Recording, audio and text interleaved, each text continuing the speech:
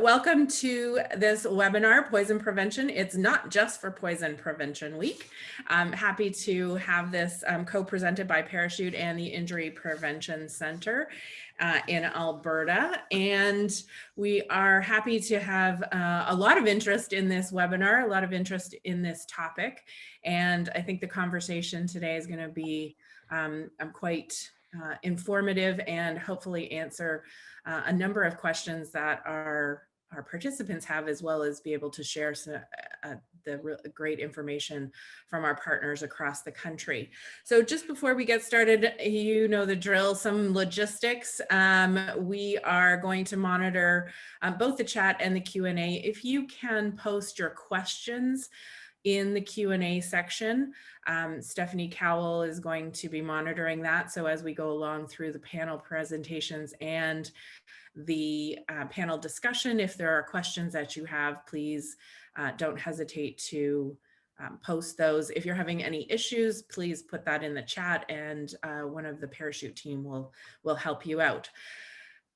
At the end of this session, we will have a quick poll. We want to get some feedback from you on your experience. So if you can hang in for a minute or two after the official agenda ends and give us some feedback, that would be great. So I'm going to introduce the presenters for the first part of this webinar. And it's my pleasure to introduce this spectacular group of people who have been so dedicated to injury prevention and particularly poison prevention. Patty Stark is going to be our first presenter. She's the Community Mobilization Coordinator at the Injury Prevention Center at the University of Alberta. And Patty works with individuals, groups, and communities to increase awareness as to the resources and services available through IPC and other injury prevention organizations. She supports the building and strengthening of communities' capacity to develop, implement, and evaluate and sustain activities to address their local injury issues. She's worked on a variety of injury prevention issues, including traffic safety, suicide, and poisoning, and her current work includes connecting injury prevention community in Alberta through the Injury Prevention Network, poison prevention, quad safety, and developing educational opportunities for the injury prevention community. Patty has over 30 years of public health experience in injury prevention and environmental health and has been with the Injury Prevention Center since 2003. Next up is Dr. Ian Pike, who is the director of the BC Injury Research and Prevention Unit. He's also a professor in pediatrics at the University of British Columbia, investigator and co-lead of the Evidence to Innovation research theme at the Research Institute at BC Children's Hospital, director of the Prevent Shaken Baby Syndrome BC program, and in his spare time, scientific director of the Community Against Preventable Injuries, you may know it as Preventable. He holds adjunct appointments at York University, Vancouver Coastal Health and Fraser Health Research Institutes. He's a member of Parachute's board of directors. And Ian's research is funded by CIHR, Auto 21, Transport Canada, and the Public Health Agency of Canada, where he has co-led 3 national teams to conduct projects to develop and validate injury indicators for Canadian children and youth, injury prevention among First Nations and Inuit children and youth, child passenger safety, risky play, and the efficacy of social marketing to reduce preventable injuries. His current research is focused on social and systems innovation to reduce preventable injuries. Our third speaker will be Chantal Walsh, who is the health promotion specialist with Child Safety Link out in Nova Scotia. And she's worked with Child Safety Link, which is a child and youth unintentional injury prevention program of the IWK Health in the role of health promotion specialist since 2010. Although focused primarily in the portfolio safety areas of safety in the home, including poison prevention and safety at play, Chantal continues to support other areas of injury prevention, both internally as well as with partners through collaboration, advocacy, and research. Chantal recently completed a year-long online program examining the ability to access and and thus the impacts of healthcare for newcomers to Canada, and is eager to apply these learnings to her current work within the program in the larger health center. She's a proud East Coaster, currently living in Halifax, Nova Scotia, with her husband and 3 children. Our fourth panelist is Katie Orr, who is a certified specialist in poison information at the Ontario Poison Center, and she is also the outreach lead. She has been a registered nurse for the past 10 years and has a Master of Public Health and clinical background in pediatric intensive care. And the last panelist, but not least for sure, is Kara Zukowicz, who is the Injury Prevention Coordinator at Saskatchewan Prevention Institute. Her role at the Institute is to promote the importance of injury prevention for children, their families, and communities. And Kara has been with the Prevention Institute since 2002, working on resource development, knowledge translation, facilitation, and planning professional development opportunities. Using evidence-based information to develop resources on a variety of child injury topics is a passion for Kara. Kara loves learning and has a Bachelor of Education from the University of Regina and an early childhood development diploma. Working collaboratively with provincial and national partners is also very important to the program. So welcome to all of our panelists. I'm going to hand it over to Patty Stark to kick off the first presentation. Go ahead, Patty. Thanks, Pam, for that great introduction. And thanks, Pam, for that great introduction. And thank you for giving us this opportunity to share a bit about what we're doing in Alberta regarding poison prevention. The Injury Prevention Centre has been working in poison prevention since the 2010, and we've been promoting Poison Prevention Week since about 2016. So we begin planning for Poison Prevention Week late in the previous year, and we bring together partners including our Poison and Drug Information Service, PADIS, the Alberta Health Services Provincial Injury Prevention Program, and many other partners who participated in different poison prevention activities and campaigns. In previous years, it's always been important when we plan our campaign to create a tangible resource that community partners then use to take out in community and talk to people face to face and hand over that resource as part of the engagement process. Unfortunately, that was not something we could do this year, so we've had to explore opportunities for building engagement while keeping all of our resources online.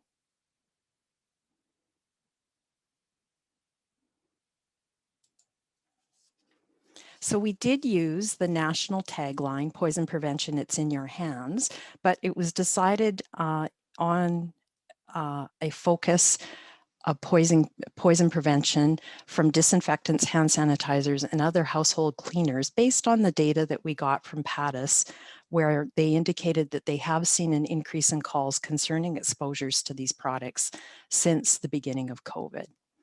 And really what we wanted to do was to make sure that all of our resources were focusing on empowering Albertans to take steps to prevent poisoning. So in previous years, our poison prevention campaigns have focused on medication and cannabis poison prevention. And we've always developed some images and key messages. It's been really important for us that our key messages tell the story and convey the messages that we're trying to get across without relying too heavily on the text, just because we understand that in some of our communities, people's ability to read and understand English is somewhat challenged. So with the images, we're hoping that we can get those stories across. So these are the 2 images that we had developed this year. Whoops, sorry. We have images that we've developed in previous campaigns. We own the resources, and so we can manipulate and use the images in any way we want. So if people are interested in using these images for some of your poison prevention activities, then I'd be happy to chat about that. We also developed a checklist and this infographic that summarizes our key messages. There's also a backgrounder that we created for community partners to explain some of the information about why we chose to focus on this issue. And there is also a social media kit. In terms of engagement, one of the things we did try was we reached out to people on Facebook and Twitter and invited them to share what actions they were taking for Poison Prevention Week to prevent poisoning, either as text or an image. And what we will do is pool those responses and draw for a gift card. We haven't done that yet, so I'm not sure how effective that's been. So more to come on that later. So one of the other things we did do was we developed a video, and I'm going to try sharing that now. This didn't work so well when we were practicing, so fingers crossed.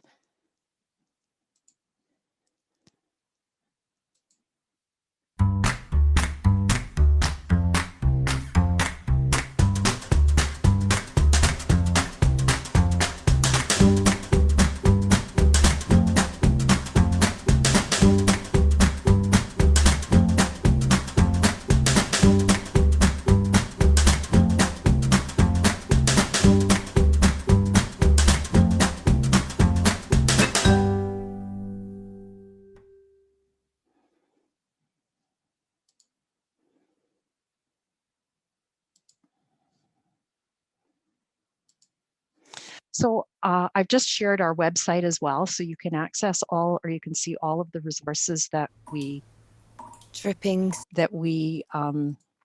created, and they're all available online.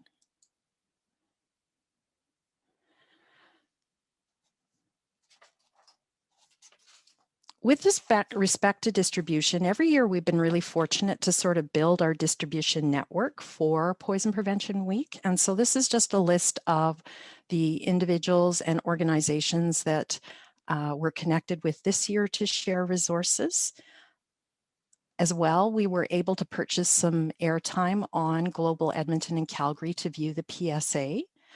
Alberta Health Services worked really hard to get the messaging through their social media channels. We also worked, they worked to get the posters placed at the COVID immunization sites. Our challenge with that is that none of us are in the age groups that can get immunizations, so we were not able to confirm whether that actually happened or not. But I know that the work was in place to do that, so fingers crossed. And if anybody did see them at the immunization sites, then that would be great if you could let me know. And the other thing is this topic was very hot this year. We were able to get our internal communications people at the University of Alberta to write an article and place it in Folio, which then led to a number of external media sources contacting us to publish or have stories placed on television. For ongoing work, none of our resources are dated. We don't have anything that says for Poison Prevention Week, so that those resources can live throughout the year and community partners can use them whenever it's appropriate for them. We've also built quite a library of resources, including posters, activities, social media, presentations, and videos on the topics of cannabis, medication, and household product poison prevention. We're also hoping that this year we can do some work with PADIS to get some more data to look generally at poisonings and create some infographics that look at poisonings across age ranges, those kinds of things. As well, we've had community partners request resources for teaching children about poison prevention. So we'll be looking at compiling resources that are out there, and if there are any gaps, then we will look at what we can do to address those gaps. And that's it for me. Thank you. And I look forward to our conversation during the discussion. Great. Thanks so much, Patty. I will hand it over to Dr. Ian Pike next. Thank you very much, Pamela. Is my screen visible?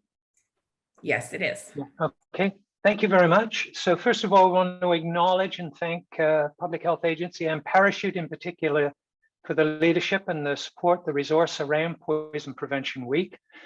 In British Columbia, our theme this year, it's not just for Poison Prevention Week. So we wanted to convey the fact that while we're highlighting to parents, caregivers, and to the public the needs to store safely and keep things up high and out of the reach of children, that this is an effort that goes on year round in some form or another. Oh, sorry. Just get on there. There we go. So briefly, I'm just going to talk very briefly about the unit, its role in the province. I'm going to talk about preventable, or the community against preventable injuries, and the relationship that the two organizations have with respect to injury prevention. Talk very quickly about our current campaign efforts during the week, and then what our ongoing efforts have been.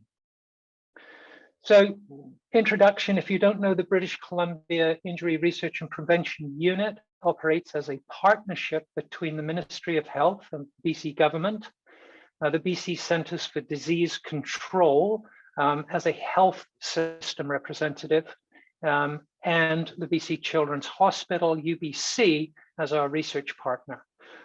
We have a mandate to monitor trends and patterns of injury in British Columbia and to make recommendations to government and to health authorities with respect to policy and practice based upon that monitoring and the research that we conduct around injury prevention.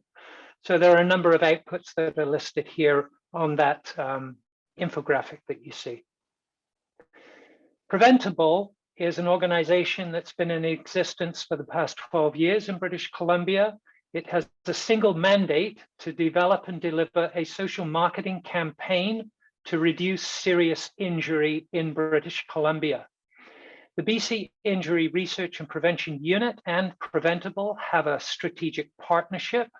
We are co-located at the same offices, and we share personnel, all of which allows us to bring a very efficient and effective program, we believe, to the province by sharing resources that otherwise might have been duplicated.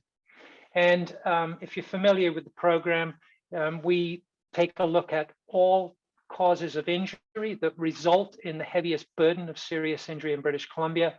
And we use multiple channels to reach the public through television, radio, community ambient, social media, and we earn a considerable amount of media to do live interviews. So during Poison Prevention Week, the campaign objectives in the province were firstly to raise awareness about preventing unintentional poisoning. And the focus was really on how to store poison safely and to prevent that unintentional poisoning through safe storage. We were on for the week. The focus was pretty much the Lower Mainland because that's where the bulk of the concern happens. When we looked at our data, the majority of all Parachute grant focused, so we got some resources from Parachute, thank you, and that focused on building a social media campaign to launch and to maintain the project, the campaign over the week. So Poison Prevention Week by the unit in particular involved organic social media posts using Twitter, Facebook, Instagram.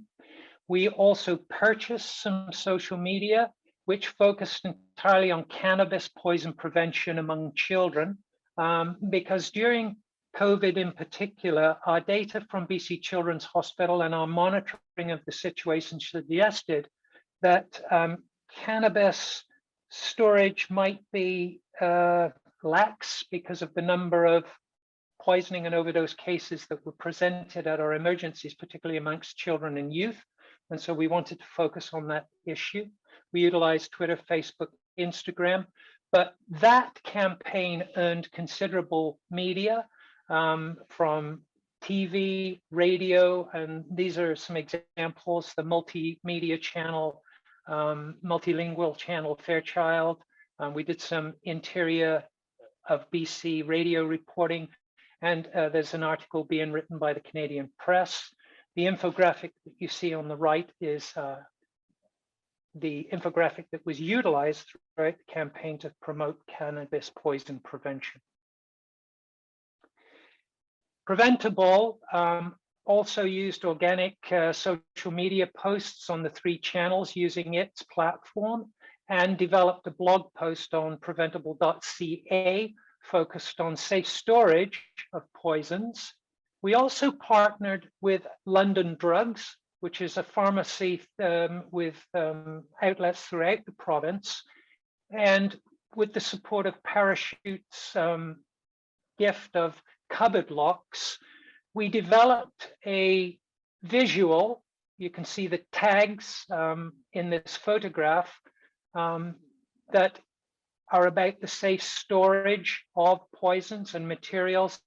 And the pharmacies handed out these locks to parents and caregivers together with a cupboard lock. And so there was a bit of education about safe storage and the gift of the lock so they could take it home and affix it if they needed it. So that was our sort of weak efforts, a heavy reliance on social media channeling. Ongoing efforts by the unit involve, as I said earlier, monitoring of provincial data with respect to morbidity and mortality. And we have a user or a public access database for people to access called the Injury Data Online Tool, or IDOT. We regularly produce reports on the economic burden of poisoning in British Columbia, and special reports for examples these include carbon monoxide poisoning, general patterns of poisoning in particular subpopulations. A faculty member at the unit, Dr. Mariana Brusoni, has given media reports focusing on particular issues, and one example including the laundry pods. And we have an ongoing partnership with the Drug and Poison Information Centre in British Columbia, the BC Centres for Disease Control, and our health authorities. And among us, we determine the most effective ways that we can reach the general public with messaging around safe storage and poison prevention. We also conduct ongoing research, and these are selected publications that are recent in terms of poison prevention. We've looked at cannabis poisonings from our data at the pediatric hospital. And a project that we've had going for the last 2 or 3 years now is our concern about self-poisonings and general poisonings among children and youth. And there's been one journal article published already, and one that links self-poisoning amongst children and youth to socioeconomic factors and the availability of mental health services. So we're trying to really unravel some of the concerns around the factors leading to poisonings in the province, so we can make recommendations, as I said earlier, to government and to health authorities on policy and practice. Preventable has focused on poisoning prevention over the years with many campaigns. These images come from TV ads that were related to our concerns about acetaminophen poisoning during flu seasons, shelf talkers in drug stores, about mixing medications, particularly in senior population, and the laundry pods. So we're in partnership with London Drugs in the main to deliver these messages through their retail outlets, but also to utilize TV and social media channels. So I will say thank you and leave it there, and look forward to the conversation. Thank you so much, Ian. Very interesting. I will hand the presentation platform back over to Chantal Welsh next. Thank you, Pam. I'm just going to share my screen here. It's nice to be here with everyone. I want to say good afternoon because on our side it's afternoon, but I guess elsewhere it's morning. So hello everyone, I'll say it instead just to be safe. As Pam mentioned in our introduction, I'm Chantal Walsh from Child Safety Link on the East Coast as part of the IWK Health Center, and I'm happy to be here today to share what we ourselves did in collaboration with our partners at our local poison center for Poison Prevention Week that just took place. Excuse me. So as I mentioned, Child Safety Link and the IWK Regional Poison Center have long had a really great working relationship, especially spanning beyond just Poison Prevention Week, but really come together for our efforts for Poison Prevention Week. So this year was no different. We were also fortunate to have a health promotion student intern with us for this time, which is great because they tend to take a focus on our Poison Prevention Week efforts. So this year, again, we had our student who's on the call today too, attending. And we were in great support of the national theme of It's in Your Hands when we met early December to start talking about plans for our Poison Prevention Week efforts this year. We really enjoyed what that national theme was going to be, and we took it one step further as a collective, and we incorporated an element of what's your plan into that. So trying to build off of and sustain that piece a little bit for parents and caregivers within each of their homes, especially where children are present. So we did do a series of activities, if you will. We had a pre and a post Poison Prevention Week poll through our Facebook page, which was a series of questions, awareness and behavior-based questions focused to our audience members. So could be service providers, but also mostly parents and caregivers, asking them just some general questions about what they're currently doing in their homes to prevent poisonings, if they're aware of who to call in the event of a poisoning, gaining some baseline data to just then be able to explore things a little bit further. And we just wrapped up our post Poison Prevention Week poll today. Little less engagement with that than we had initially in the pre-poll, but engagement just the same. So we're looking forward to looking at what some of those responses were and perhaps where we can channel some of our efforts moving forward. We also provided a mention of an incentive that I'll speak to how we were able to achieve that a little bit further down on my slides, but it was a great way to really enhance that engagement piece. We also did a series of social media posts, including interviews as well, some that were pre-established and some that came from those posts in general. Our posts included information about the awareness of Poison Center. We did a lot of features of lookalike products. Those seem to really go far through our social media channels in years past and present. So we focused on sharing information about those. We had resources that were simple and straightforward to use. And we also shared a partner share. So some of Parachute's resources on cannabis specifically are at the infographic and things that they can look for and ways that they can practice safe storage when it pertains to cannabis products specifically were the gist of some of our posts that we had.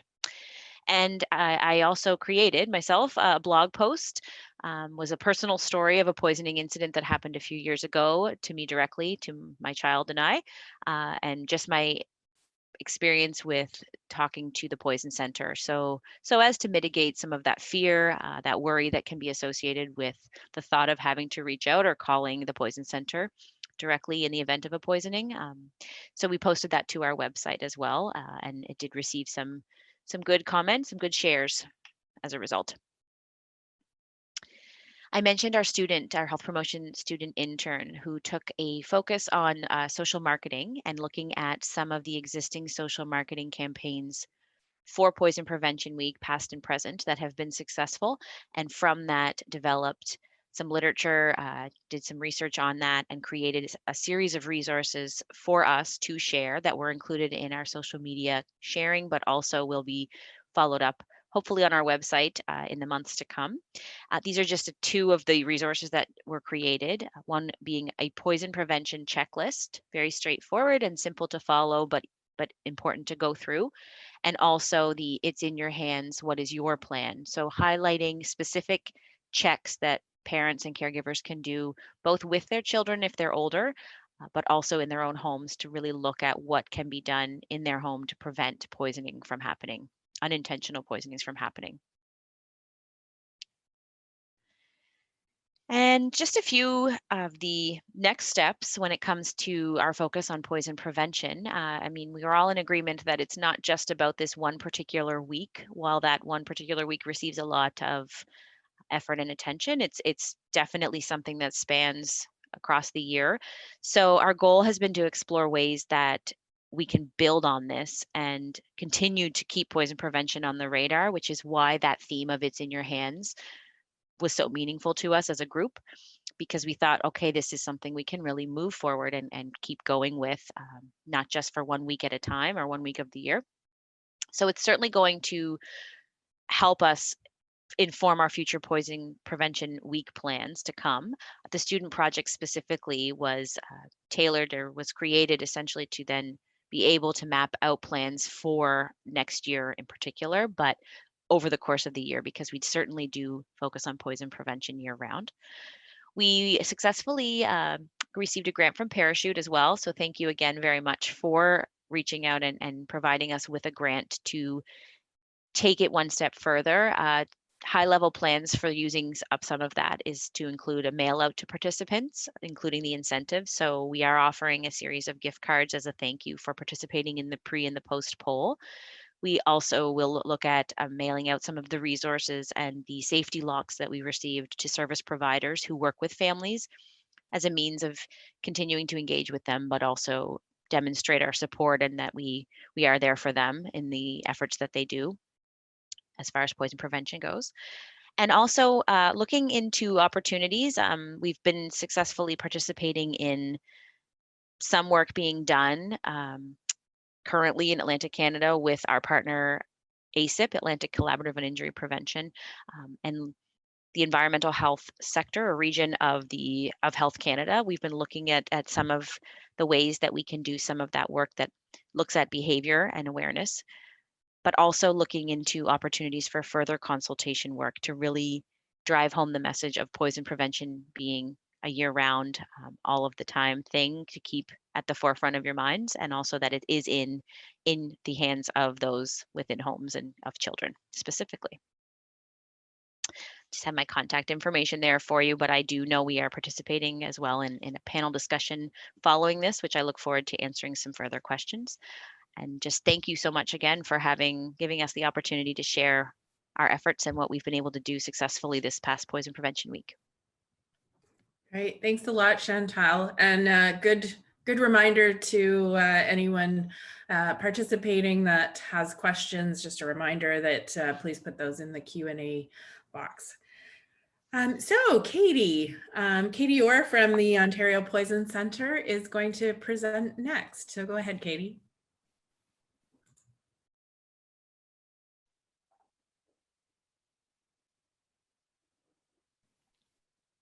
Oh, great. Thanks a lot, Pam. And hi, everyone. I'm very happy to be here. Oh, can everyone hear me? Great. Okay, so what I'll do is just take you through each day of our Poison Prevention Week at Ontario Poison Centre. As each day we tried to focus on a different theme that highlighted some of our new resources. So in 2020, the Poison Centre received just under 67,000 calls, 61% of which came from the household. This was a 6% jump in home calls from the previous year. And at OPC, we regularly determine top 10 lists, identifying the top 10 most common exposures managed by the specialist in poison information. We post these lists on our website and have an all ages category, a category for kids under 6, and a category for adults over 60. The substances that have made the list have been pretty consistent over the past several years, but the order often changes. And in reviewing our top 10 home exposures from 2020, household cleaning products moved up to the #1 spot for children under 6 from the #2 spot in 2019.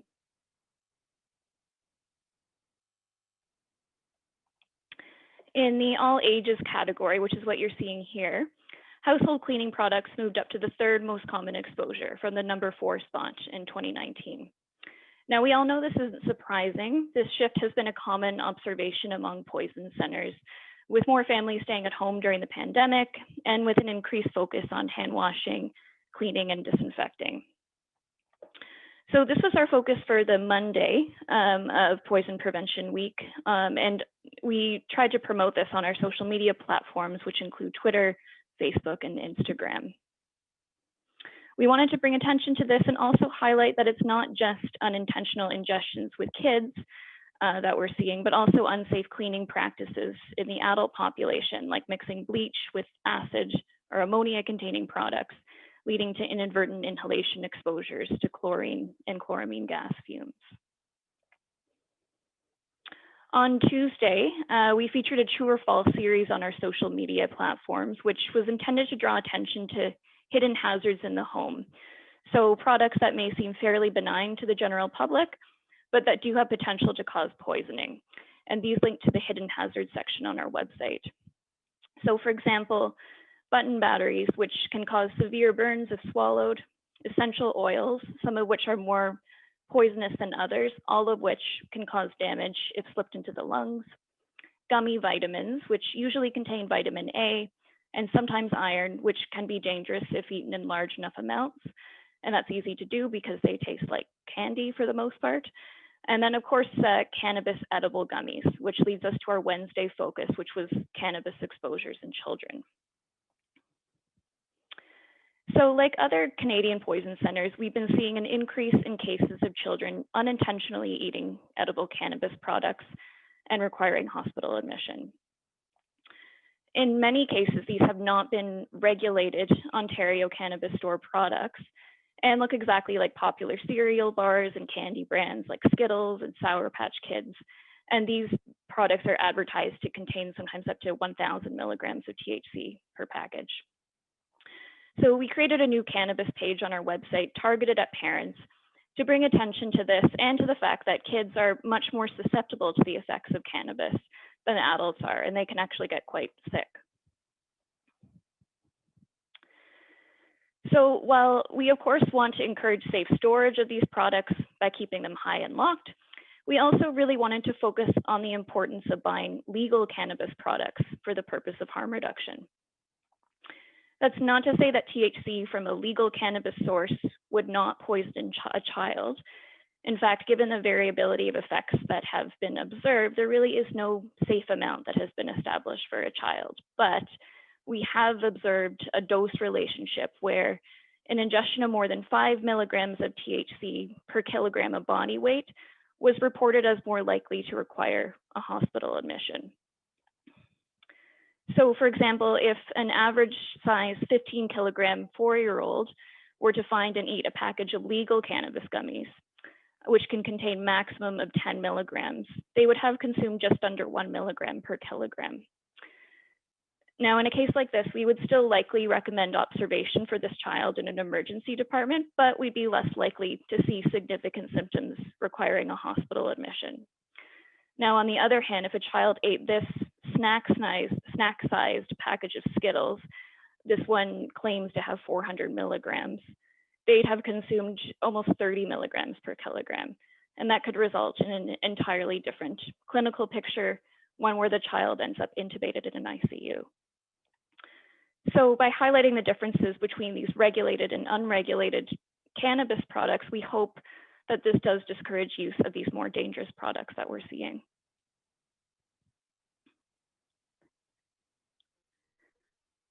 Another resource we created for Poison Prevention Week that will live on our website is a searchable A to Z list of common household substances that we hear about quite often. We currently have 50 listed with room for many more.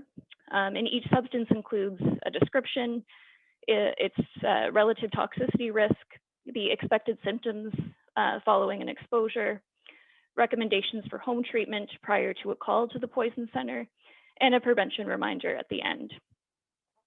So this was our focus on the Thursday, and we tried to draw traffic to the page, again, through our social media. And finally, Friday's focus was drawing attention back to our poison prevention page on our website, which is something that we like to continuously update to reflect different categories of prevention. For example, prevention for seniors, safe medication administration, and safe storage strategies around the house. We are grateful to be able to share Parachute's awesome poison storage checklist infographic to support this as well. And that pretty much sums up our week. All of our resources were shared with the Shared Health Organization in Manitoba. And as well, all new followers on each of our platforms were entered into a draw to win a poison prevention package that included a safety lockbox, as well as those great safety locks that Parachute donated to us. So going forward, we plan to continue promoting awareness of our pediatric cannabis exposures. Right now, we're collaborating with the Sick Kids Emergency Department in developing posters targeted at parents that we'd like to disseminate to emergency departments, daycares and schools, and possibly Ontario cannabis stores. Now, in providing services for Ontario, Manitoba, and Nunavut, we are dealing with a population of more than 16 million people. And I think it's easy for us to miss some key demographics. So going forward, I think we are going to need to come up with strategies to reach, well, many different populations, but starting with our senior population that may not have the same type of access to web resources and social media as their younger counterparts, and particularly during COVID, when they may be more isolated. And we've also been approached by our equity and diversity representative at Sick Kids, who'd like to help us target our Northern and Indigenous populations, which I think warrants a thorough needs assessment as well. So during the discussion, I'd love to hear some insight from our panelists who clearly have a lot of great experience. So lots to think about, but exciting stuff, and I appreciate the opportunity to share our resources and participation in Poison Prevention Week. So thank you. Thanks so much, Katie. That was great, very interesting work, and I'm sure there's going to be questions about that. And you've made a good point. There may be questions amongst panelists as well, so that will generate some conversation. So Cara, you are up, and take it away.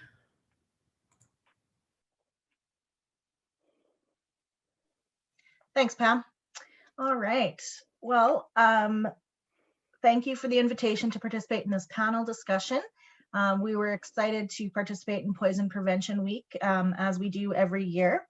I just want to acknowledge that I come to you from Treaty 6 territory, the homeland of the Métis, and I pay my respects to our First Nations and Métis ancestors of this place and reaffirm our relationships. So if you don't know who the Saskatchewan Prevention Institute is, we are a nonprofit organization, non-governmental organization, based out of Saskatoon, Saskatchewan. We've been around for 40 years, and we share evidence-based information through print and web-based resources. We provide education and training in all of our areas of focus. So child injury prevention, child passenger safety, maternal and infant health, parenting, early childhood mental health, and fetal alcohol spectrum disorder. And we work with communities across the province to identify needs and prevention activities. Our goal is healthy children, and this guides our work. And specifically, the program Child Injury Prevention program works to raise awareness of injury risks and best practices to reduce the number of child-related injury deaths and injury-related hospitalizations. So we raise awareness with a variety of audiences: parents, caregivers, professionals, community leaders, children, the youth. And my program is supported through the Acquired Brain Injury Partnership Project, which is a partnership between the Ministry of Health and Saskatchewan Government Insurance.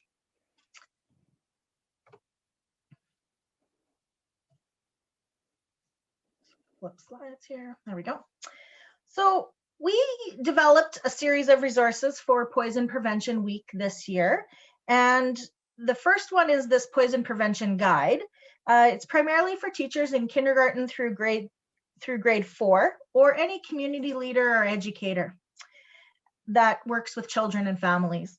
So we explain why poisoning prevention is important in the guide. We define what a poison is, identify the types of poisons that can be found and where they can be found.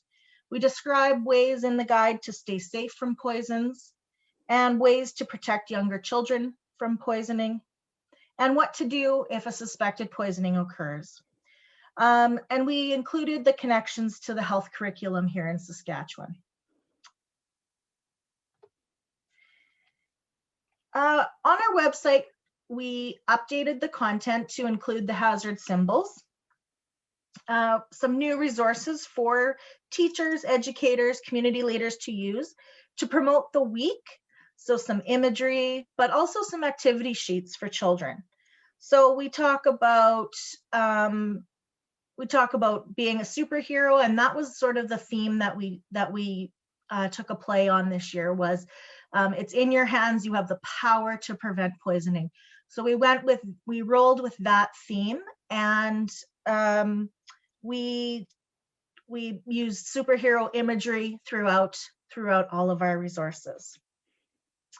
It was really vital for us to educate on the why. Why are young children in particular at risk for increased risk of poisoning?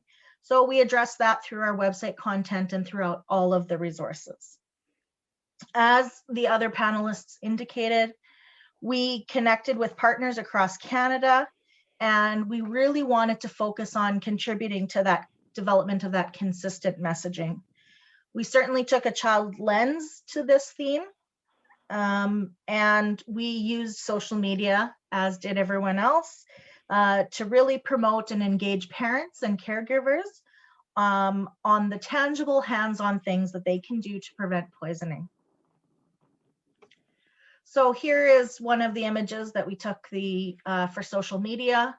And so as you can see, we did date it, but since that time, I have removed the dates and the hashtags and put these images on the website so that these can be used year round, so that anyone can use it to continue on with raising awareness and education.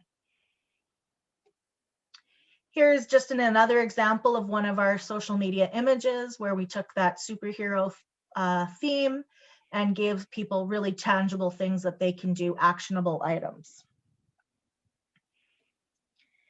And of course, we addressed the issue of COVID with our imagery and our messaging.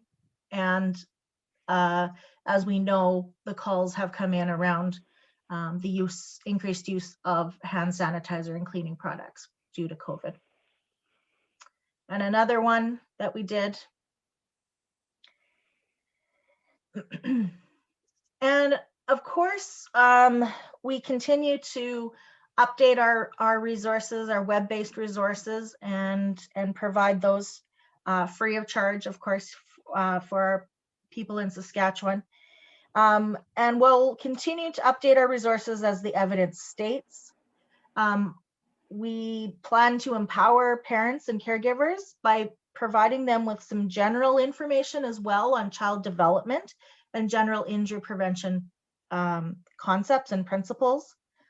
And throughout all of our education efforts, all year long, not just during Poison Prevention Week, but we identify that poisoning is a leading cause of unintentional injury for children. And we discuss the location where these types of injuries do happen, and that they can happen anywhere. They can happen in the home, they can happen while children are at play. So particularly, of course, in home for the poisoning piece, but for example, other injuries at play, like a brain injury from a fall, that type of thing. So we talk about all of those issues. To continue with building our understanding across the province and across Canada around why injuries such as poisoning happen to young children, we ask parents and caregivers to consider these following questions. And so this is just a sample of a slide that I would use in a presentation that I would do for a group of parents or caregivers or a school or a particular community. And so, of course, the one that would apply mostly to poison prevention efforts is the space in which the child is being cared for set up to be allowed for the child to play safely? And so, if the child goes to a new childcare facility or a grandparents or a friend's place, right? Does that home have the poisons locked up? And so then what can parents do? How can they ask the others that are caring for their child to make sure that the poisons are locked up safely? So really encouraging parents to have those conversations with other caregivers. There's definitely my contact information on our website, so you can check out those resources, and they're all available for download and for free. Thank you so much, Kara. And thanks to all of the panel presenters. That was really a wide range of activities with many common themes going throughout, obviously, but very consistent, which is wonderful to see. So the next part of the webinar is going to open up a panel discussion for all of our panelists. Thank you to those of you who submitted questions prior to the webinar. We're going to focus on some of those. And we're also going to add in 2 more panelists, and I'll just give you brief introductions to them both. We have Dr. Margaret Thompson, who is the medical director of the Ontario, Manitoba, and Nunavut Poison Centers. She's also the president of the Canadian Association of Poison Control Centers and a practicing emergency physician at St. Michael's Hospital in Toronto. She's also been the program director for the Clinical Pharmacology and Toxicology Royal College subspecialty program at the University of Toronto. We also have Richard Wooten, who is the team leader of Health Canada's Surveillance and Coordination Unit, and he's been with Health Canada since 2009. In 2013, he established a multi-sectoral task force to define requirements, conduct a feasibility assessment, and make recommendations on the development of a poison center surveillance system. And thanks to the incredible support and team effort of the poison centers, provincial, territorial, federal, non-government organizations, this has led to the development of what we call CSPI, fondly, the Canadian Surveillance System for Poison Information Program. And it also led to the formation of Toxicovigilance Canada network. And this network is comprised of roughly about 430 multi-sectoral specialists and other collaborators. And Richard wanted to make sure to extend the invitation to join this network. And he is more than happy to answer any questions anyone would have on that system as well. So welcome, Richard and Margaret.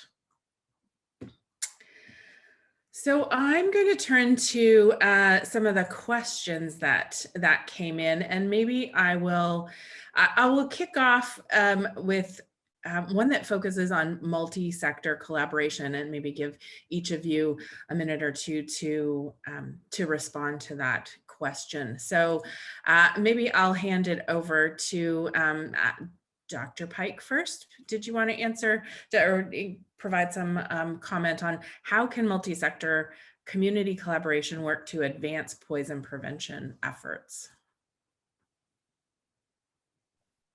Well, thank you, Pamela. I think that it's important to recognize the space that other organizations who have an interest or a mandate in poison prevention have, and to converse with them well in advance of these kinds of efforts, so that we know who's going to say what, who's going to be responsible for what. But I think that where poison prevention and injury prevention in general are concerned, there's a willingness and to come together around these issues. And there's certainly all sorts of expertise, from medical professionals to community mobilizers to local authorities, who all have a contribution to make. And I think that our challenge is to think broadly about who can contribute to that effective messaging to the public, and to make sure, as I said earlier, that they're around the table early to develop the strategy together. Thanks. Patty, did you have anything you wanted to add to that? I think Ian's right, and I know we have, when we're looking at the topics for Poison Prevention Week, it's sometimes being a bit creative too about audiences that typically we wouldn't think of in health or in injury prevention. So when we were looking at cannabis medication poison prevention last year, we actually reached out to some of our permitted retailers, and we actually had one of the retailers come on board and provide messaging on safe storage right at point of sale. And we seem to find a new group of people that we have not had at the table before every year. So yeah, and that's lots of fun because they have lots of great ideas. Excellent. Kara, I see you nodding your head as they were talking. Was there anything from your experience in terms of that multi-sectoral collaboration?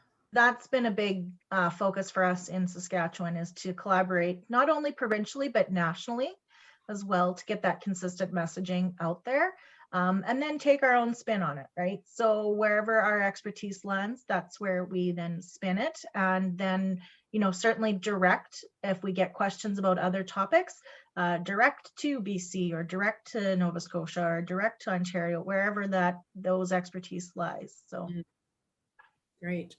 Richard, from the federal government, I mean, multi-sectoral collaboration is kind of baked into how you personally, approach these things. But maybe what is a bit of a different perspective that you might add to that question. Yeah, no, I mean, I think it's fantastic. I mean, we've been working on this going back to about 2013 when we all first started getting together.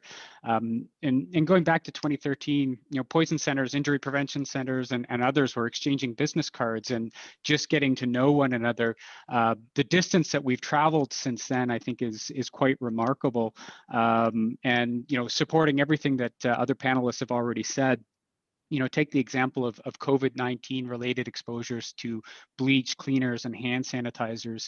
You know, how this was detected by poison centers, communicated to injury prevention partners, to the regulatory entities, and then we all collaborated on, you know, the public advisory, the messaging, and the reporting of incidents.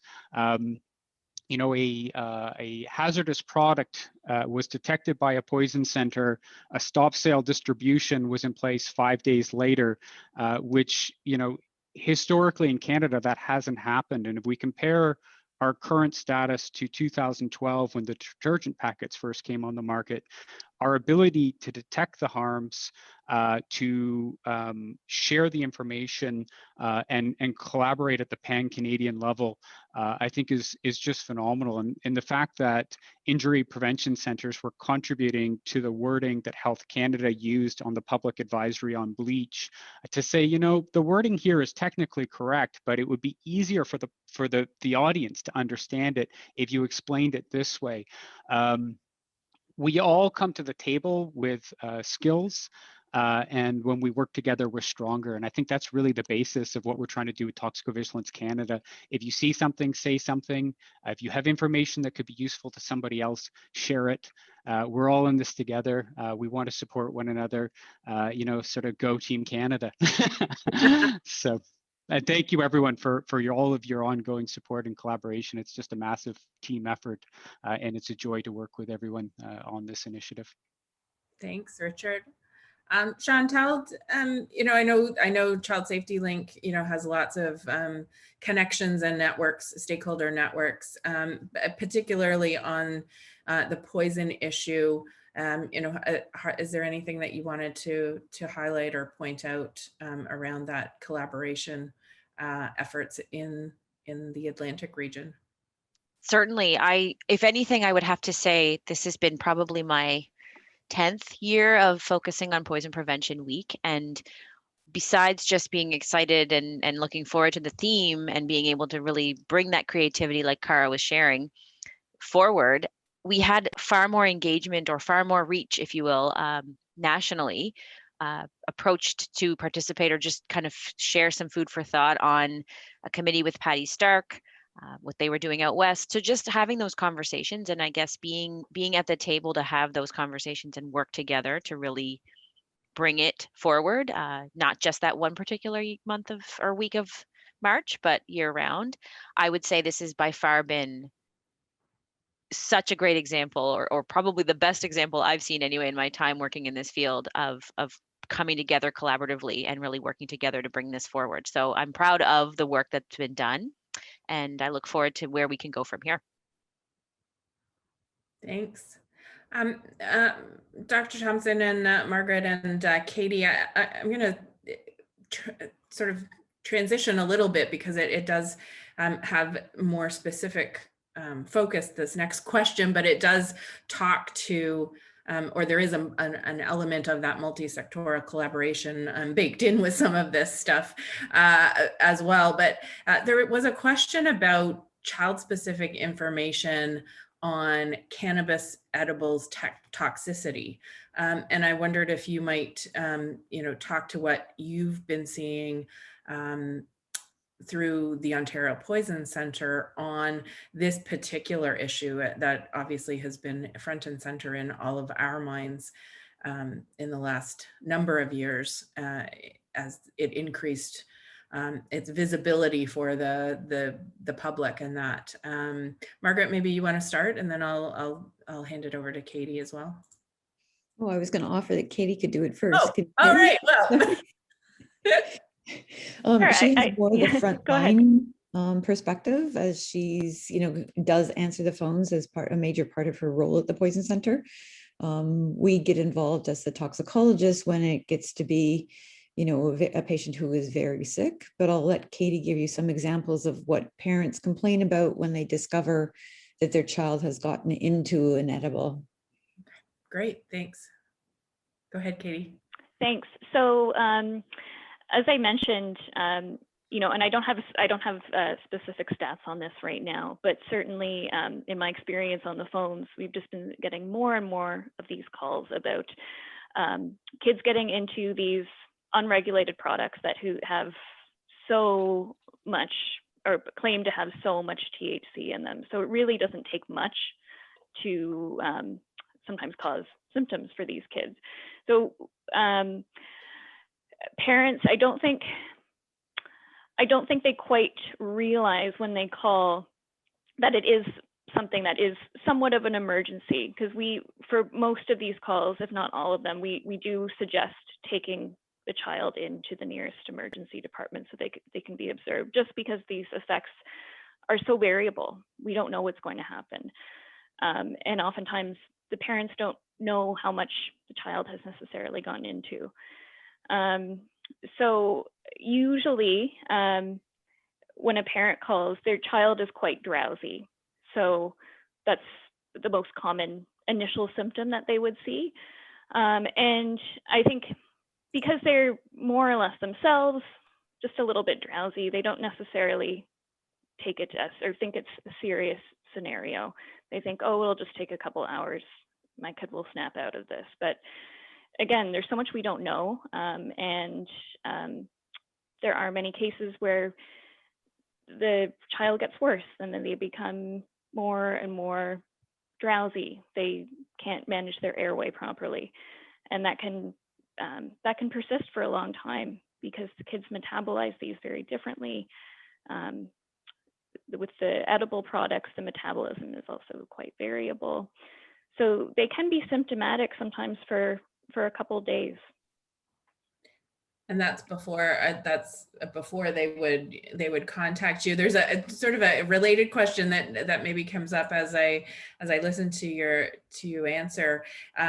Is the ability for the poison centers to transfer calls to 911. So do you receive calls from 911 operators, and does the Poison Center dispatch 911 themselves on behalf of victims of a person experiencing an incident? So a bit of question about the logistics. So when I call about my child that maybe has ingested cannabis edibles, what is the ability of the right center?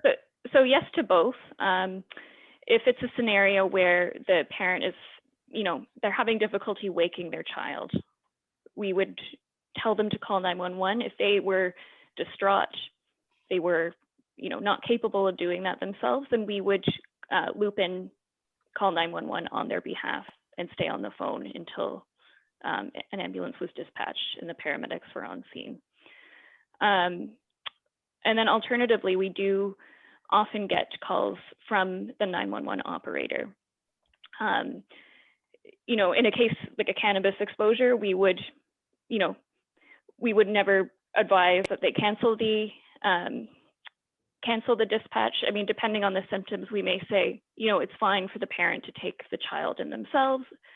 But we often get calls from a 911 operator for different substances that they, just using their own judgment, they deem to be pretty benign, like a lick of soap, for example. And we usually are able to manage the call while the ambulance is being dispatched. The parent ultimately will say, we actually don't need the ambulance, and then they cancel it. Okay, that's great. Thank you. One of the questions, and I think is really on all of our minds, and a couple of you mentioned in your presentations, the context that we're all living in, the pandemic, the restrictions, the fact that more kids are at home with their parents trying to manage both work and childcare and or education at the same time. So the question is, like, how do we manage, or what are some of the issues that you've addressed in managing poisoning at home during the pandemic? I know myself, I've had a couple of questions around this topic specifically. Kara, did you want to talk to that? Sure. So first of all, of course, for me, it's always a tangible, actionable item, right? So really being clear in our messaging, what parents can do. So really promoting that. But then the other piece is also educating on child development. So what are your kids doing at certain ages and stages so that you can be prepared for the next stage? So, you've got a little infant who is not yet crawling, but to anticipate that they will be crawling very soon, and here are the steps that you can take. So outlining those for parents is vital. Great, thanks. Ian, did you have anything you wanted to add to that question? No, I think that our approach has been to sort of have a conversation with parents about what their concerns might be, and then to sort of take those teachable moments as they arise. I think one of the issues, of course, is everybody has been in much closer proximity. They're spending more time together, and therefore any of the, like when we focus on cannabis, for example, cannabis materials, I think, are just more present and available or viewable for children unless purposeful steps are taken to keep it out of sight and keep it locked up. I think the legalization of cannabis as well has relaxed, in perhaps subconsciously, but I think it's relaxed some of the behaviors in the home about, do I have to put that away? Oh no, it's a legal product. I can leave it out on the counter. So that might be part of the issue as well. I would just add to that we're certainly in Saskatchewan, our focus is children, and particularly children under the age of 6. But we do have programs where we talk about youth, and that's one area that I think we're going to need to lead into for the next year. We did touch on it a little bit this year, particularly with putting cannabis products into vapes, into e-cigarettes. And so that's one area, one subpopulation that we can maybe focus on for coming years. And I'll just tell you a really quick experience.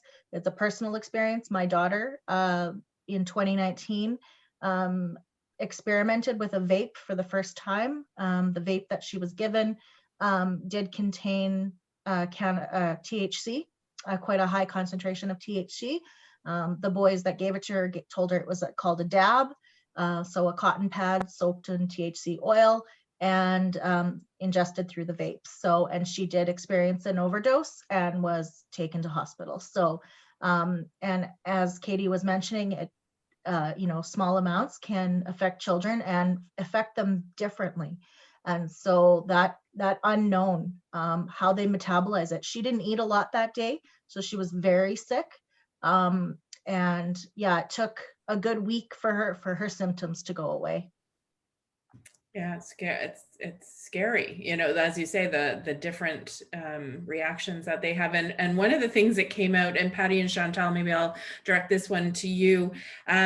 This whole context of being at home during the pandemic, but also the difference in the use of products like cleaning products, hand sanitizers, bleach, things like that. I know, Patty, in Alberta, there was a wine bottler that pivoted, as the word is these days, and was making hand sanitizer and packaging them in bottles. And Chantal, I know there was some issues there. I mean, every province has sort of had them, but can you talk about some of the new challenges that have come out because of COVID with products that we've dealt with before, like cleaning products, but that have a different angle this year?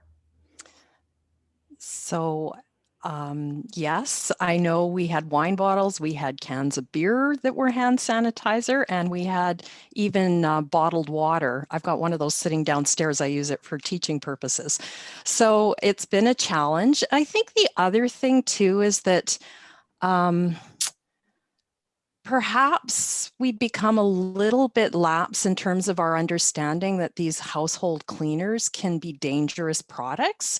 They're created and packaged in ways that make them easy to use. You just take the wipe out, or you use the pump or whatever. And I think in some cases we've lost some of or we're not aware that mixing some of these products together can cause some really serious problems. So I think part of it's just reminding people that these are chemicals and they are strong. That's what causes their ability to disinfect and kill viruses and things. So I think part of it is just reminding people that these products are not innocuous, and that we need to just keep storing them safely and handling them safely. Great. Chantal? Yes, well, to add to that, here we found the hand sanitizer packages that mirrored the applesauce, squeezable applesauce food pack that you could give your child. And I mean, just the marketing side alone can be scary. Everyone is also very oversaturated, we find, with information. So on the one hand, we're telling folks, about the importance of cleaning and sanitizing and keeping those things handy, and if you can even find them, to stock up. And then but the other side of that is some of that how are we storing it? And it's equally, if not more important now, to keep those items up high, locked, out of sight as best you can. But then there's also the fine line between that and not shaming caregivers or parents into, the likelihood of these things happening is quite high. I mean, we're all spending copious amounts of time at home. We're accessible to these items and products even more now than we were. We're encouraging a lot more sanitization and cleaning than ever before. So really, I think what we found is what can we pare down as far as our messaging goes into those actionable pieces to really give parents and caregivers the information that's important, making it into those bite-sized chunks that they can do, the actionable pieces that they can do and that they do have that power to do. And also alerting them in cases of these look-alike products that, I know that the timing of the launch with those hand sanitizer packs could not have been more perfect. It was right at the end of August. School was ramping up again. Everyone was looking forward to getting their kids back to school, but then also keeping them protected. So, I mean, naturally, I'm a parent myself. I think that would have been an easy solution, saying, yes, here you go, but so dangerous on the same time. So just trying to give that information, especially with these products that are new and emerging that are coming out, and not to increase fear or worry, but giving the information that you can protect your child and here's how, and maybe don't invest in some of these really cute looking packs of things that are out there. Yeah, it's amazing. As you said, the marketing and the packaging that has been used in so many things. Richard, you had something you would like to add, and then I'm going to pass it over to Steph to bring forward some of the questions that we've been getting. So go ahead, Richard. Yeah, no, just a huge thank you. And sort of on that theme and sort of the areas where we're able to collaborate is, the collaboration with the injury prevention centers on the public messaging immediately with the harms associated with those packages, the input on, sort of harmonizing that message across the country and how well I think that was done. But the other part was to be sharing, we're seeing this is new, this is novel. So that the hazardous products that Chantal just mentioned, that was removed from the market within 5 days. And then the longer term piece on the regulations, the amendments to the product and labeling requirements for hand sanitizers, accounted for the fact that the exposures were often taking place with young children that couldn't read. So thanks to the poison centers providing the data, we were able to not just get a product label that said, stop, do not drink, but we're also able to say, you now have to have a pump type closure so it doesn't resemble that of a bottled beverage. And those changes are only possible when we all work together. So just a thank you to everyone who contributed to that. And sort of the initial question about how we link people together, how the injury prevention centers, the poison centers were really able to inform the regulator and the Health Canada program in this part to make those longer term changes with the regulations. So on behalf of the department, thank you to everyone who contributed on that work. Thanks, Richard. Steph, I will hand the baton over to you. And I know we've had a couple questions, so take it away. Yeah, and the first question we have live in the chat, and this is for the entire panel. How do you evaluate the effectiveness of your programs? Well, I can start. I mean, we look at followership, we look at the number of reads, we look at the exposure that we've been able to achieve with our messaging. In advertising terms, what we're trying to get is an understanding of the gross rating points, they're called. So when we put things on television, when we put things on social media, there are GRPs that we can measure. And that gives us an understanding of how many people have had the opportunity to view that message. And that usually translates into how many people did view it. I mean, in the long run, while it takes time for the data to flow through, we want to see the incidence of these events diminishing over time.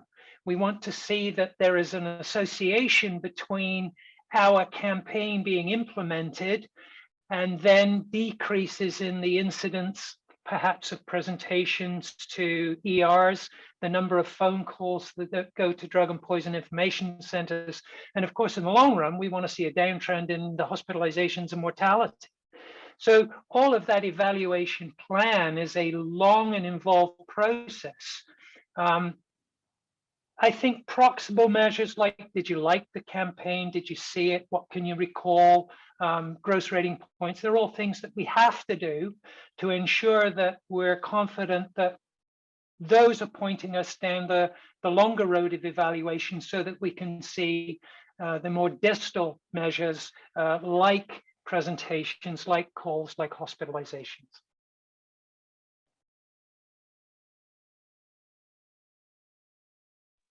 Yeah, I think Ian's covered a lot of it for sure. Thanks, Ian.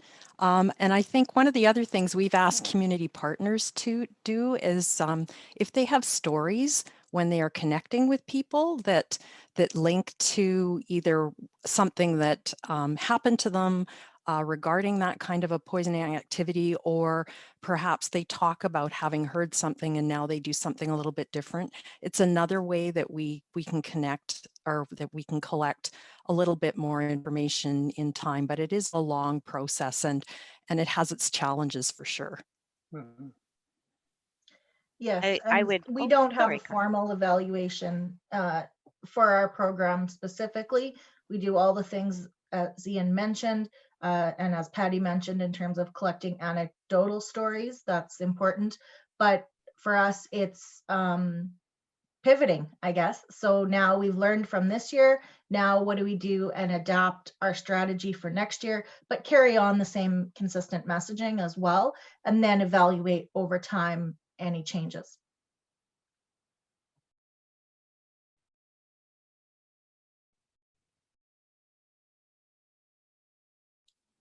Chantal, I know you wanted to speak earlier, but was there anything you wanted to add at this point?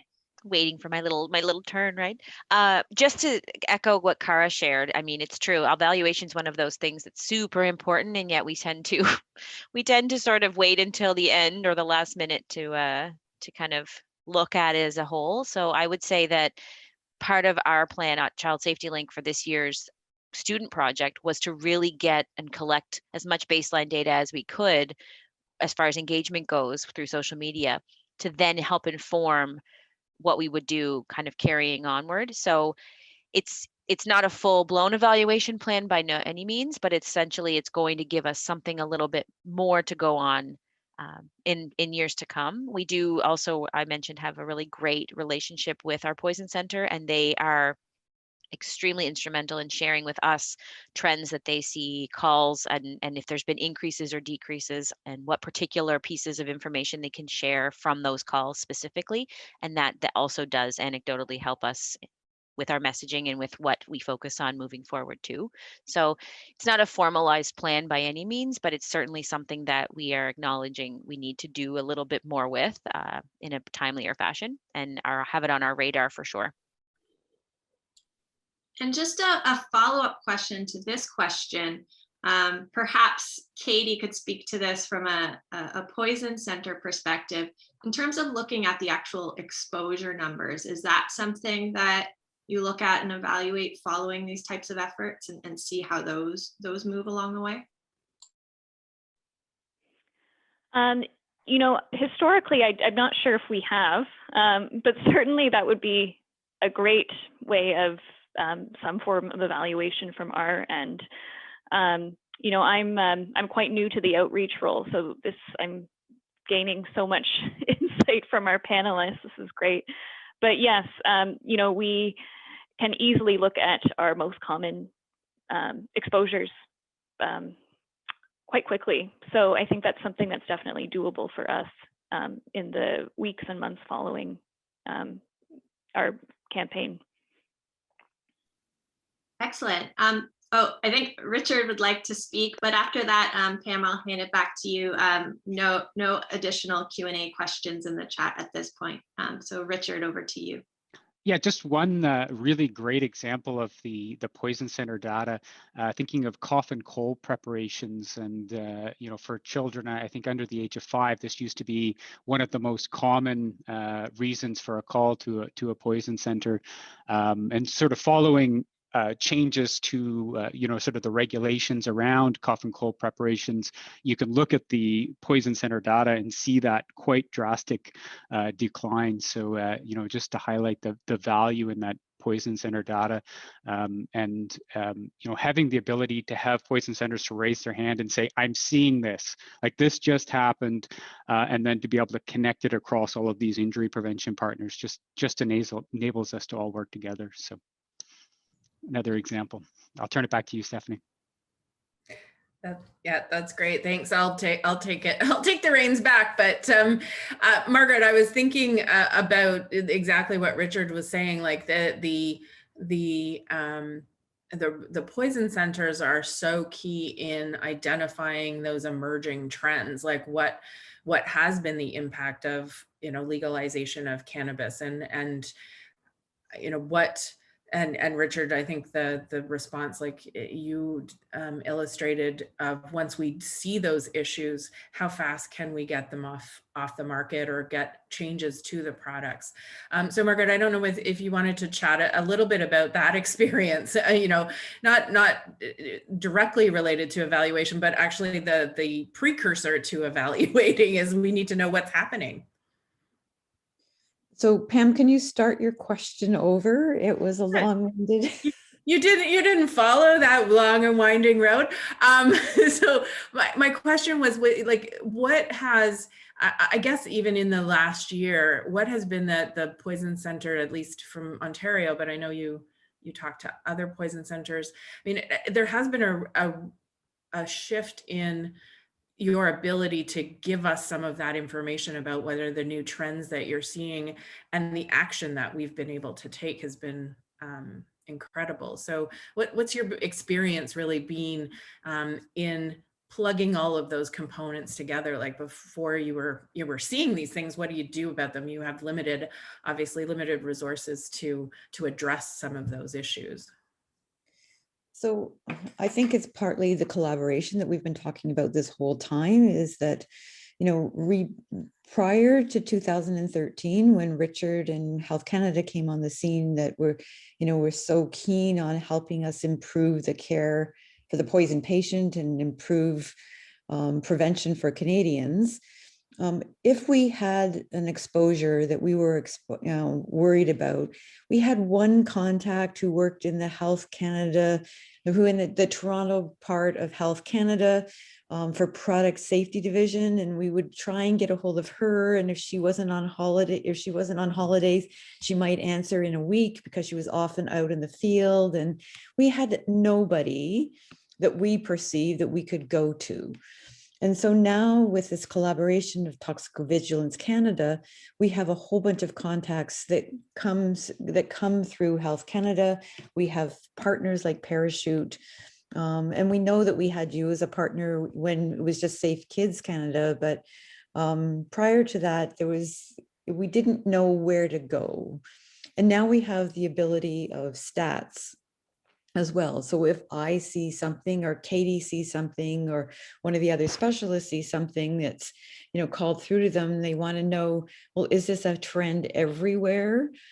We can go to Health Canada, we can get to our other partner poison centers, and we can see whether other people have had exposures like that as well. Is this something that's really concerning to all Canadians, or is this just a one-off that, you know, got through the border through the, you know, the internet sales or something like that? So it has meant a significant difference to us that over the last number of years, we've been able to collaborate with so many people, and we have so many contacts now that we can make a difference. And prior to that, you know, we didn't feel like we were making a difference. We were, you know, answering phone calls, but we weren't looking at the bigger picture.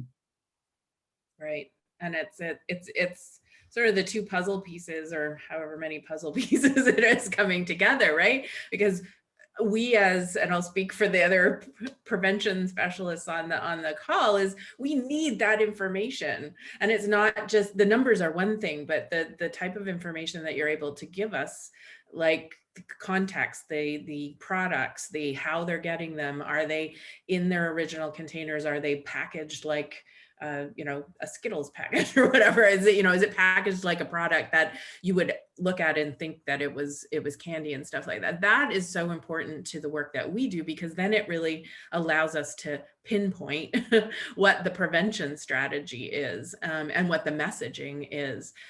So I think, you know, starting from that first question that I asked this group around that multi-sectoral collaboration, I think you've brought it full circle in terms of why it's so important that this collaborative works together, and the different pieces and perspectives that we bring, and you know, are able to run that spectrum from identification of the issue to the prevention, and hopefully, you know, and impacting that initial issue that was brought forward. So I think that's really important message. Thank you.